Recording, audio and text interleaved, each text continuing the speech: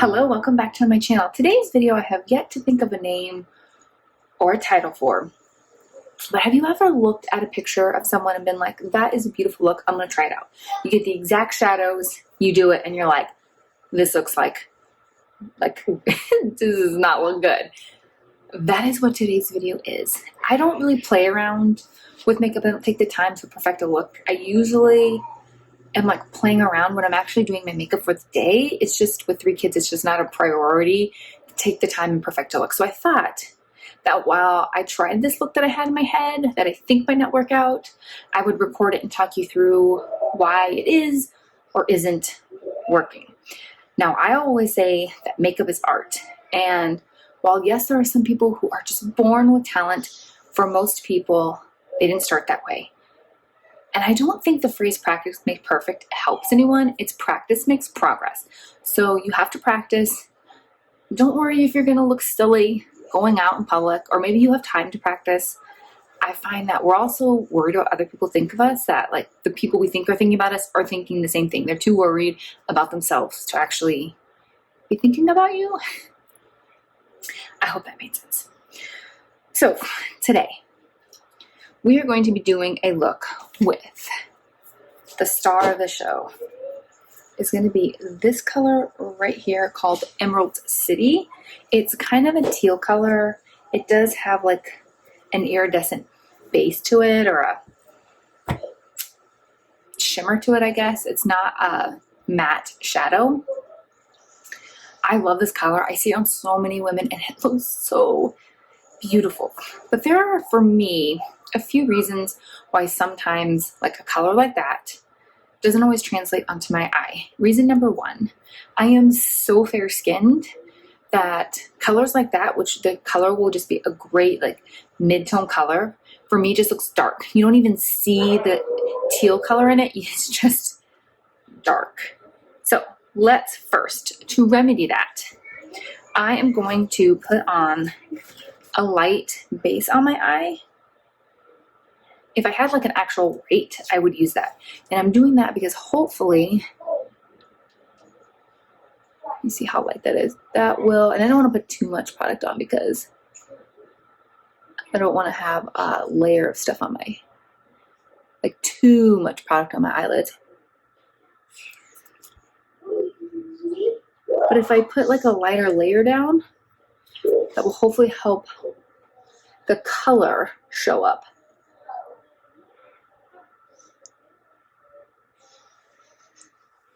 Okay.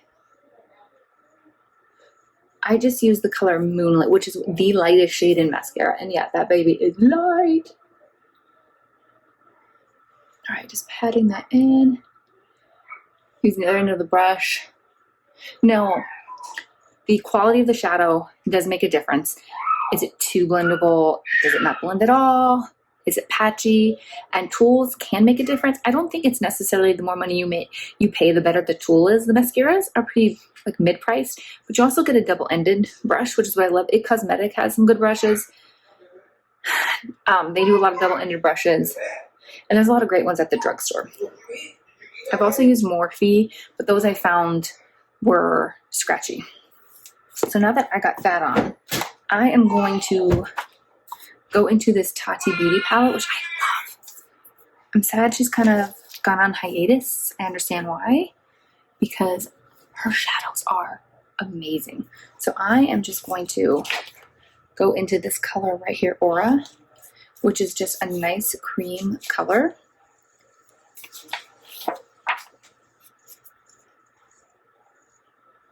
Tap the excess off, and I'm using this brush right here. It's really dense, so I'll get more color on here. And again, just doing it so it can help just keep my eye like a lighter color to help that darker color come through. And also, I just put on a cream, and so it's sticky. And I'm gonna go in with a darker, what it doesn't appear to be a dark color, but it's dark on my skin tone. And if I go straight in on a sticky surface with that, it's bound to stick. How many times can I say stick? It's bound to stick and not blend and be patchy. So I like to go in with a little powder just to help remedy that. And I am going to go just a little bit under here. Okay. Then next, I am just going to take this fluffy mascara brush. And I'm going to go into this. I was just trying to decide, should I use the brown that's in? So I was going to use Bubba right here, which is an older version of the mascara shadows. They reformulated to not have so much kickback, but I still have the older version. I actually think I'm going to go into the Tati Beauty one, which is Soothe. And I'm just going to lay it down in my crease, a really light layer. Again, just to help blend that teal color in.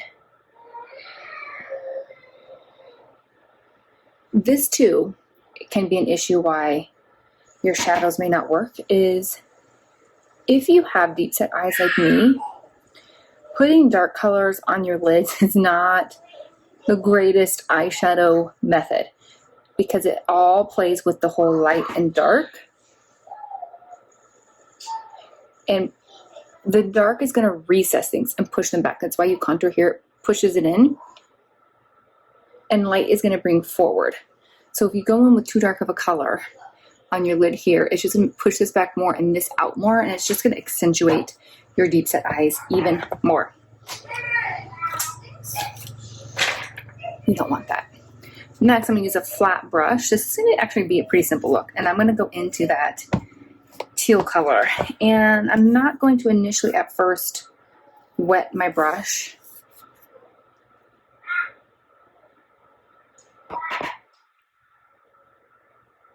And I'm just going to tap.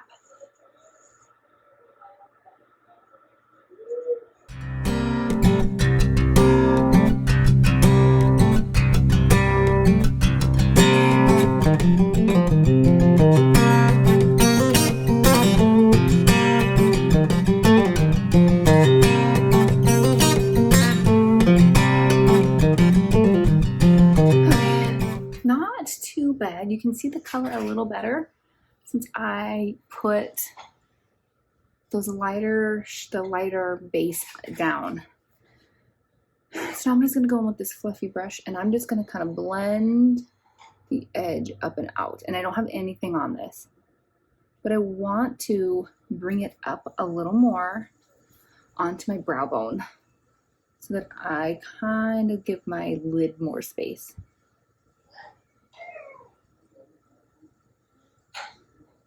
And I might even just dip a little bit into that color.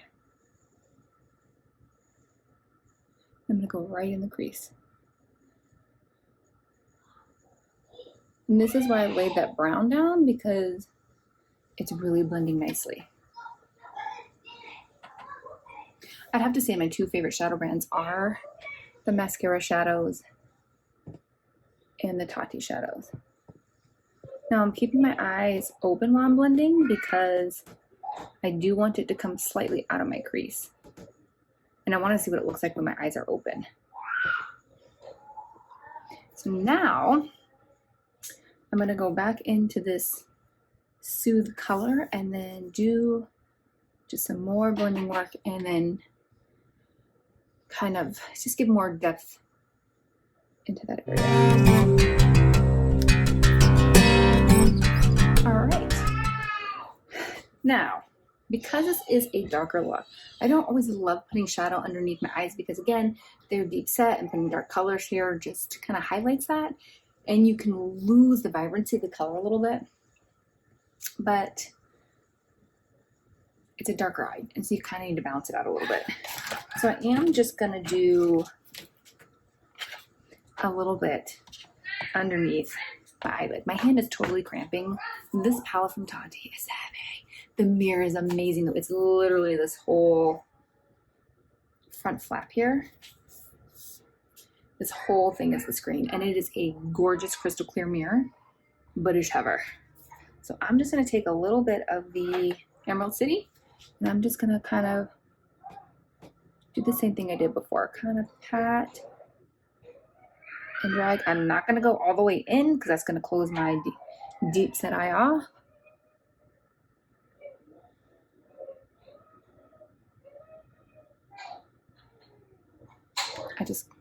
Have you ever looked at yourself when you do makeup? This is the one thing about recording yourself. You realize you have all sorts of weird faces, like leaving your mouth gaping open.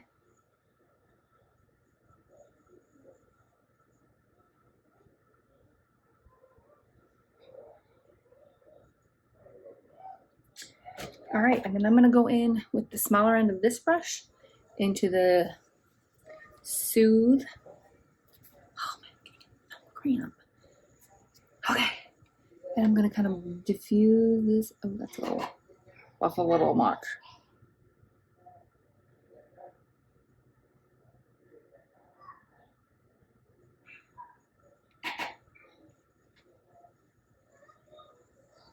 This palette's so heavy that I'm starting to like sink down.